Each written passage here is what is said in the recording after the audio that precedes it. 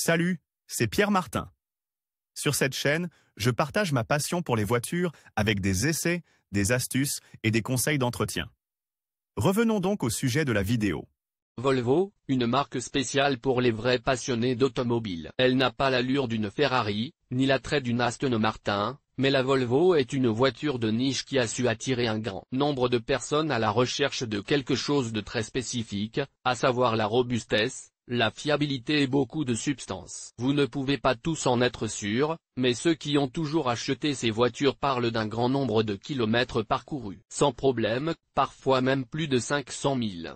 Après tout, Volvo est une entreprise spécialisée dans la fabrication de camions, ce n'est donc pas très surprenant. L'histoire de l'entreprise suédoise pourrait vous surprendre davantage, grâce aux idées quelque peu farfelues de ses fondateurs Gustaf Larsson et Assar Gabrielsson. Gustaf Larsson, des roulements à billes aux voitures. Volvo est en effet une entreprise automobile par une série de hasards.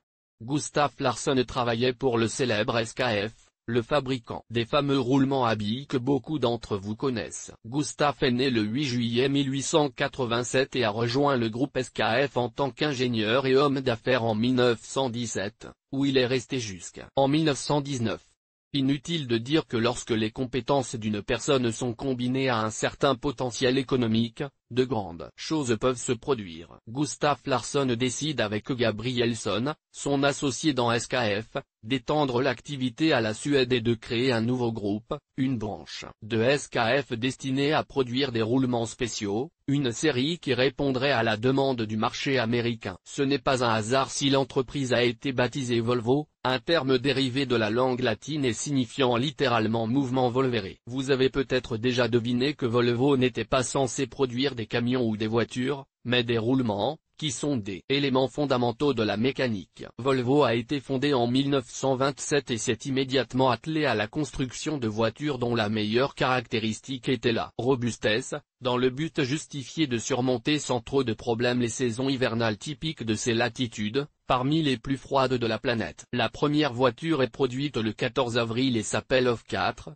dont le moteur a été conçu par Gustaf Larsson lui-même. Pourquoi Volvo est devenue une usine de véhicules? Compte tenu de l'histoire de cette marque, on peut légitimement se demander comment Gustaf Larsson et son associé Assar Gabrielsson ont eu l'idée de transformer une usine de roulement en usine de production de voitures. Il faut savoir que les deux entrepreneurs étaient des personnes très dynamiques qui ont su s'adapter aux demandes du public. L'idée d'ouvrir une nouvelle usine dédiée à la fabrication de roulements pour le marché américain s'étant révélée infructueuse, Larsson et Gabrielsson, plutôt que d'accepter un probable flop avec les conséquences économiques désastreuses que cela aurait entraîné, ont décidé de se jeter littéralement sur le marché de l'automobile. La décision n'était pas si farfelue, car à l'époque, la voiture venait à peine de faire son apparition et la demande était vraiment élevée. Le savoir-faire était là, tout comme les fonds, et Volvo a pu croître et progresser année après année, produisant des camions, des bus et des voitures d'une fiabilité et d'une robustesse à toute épreuve. Publié dans Curiosité personnalité du monde de l'automobile Volvo.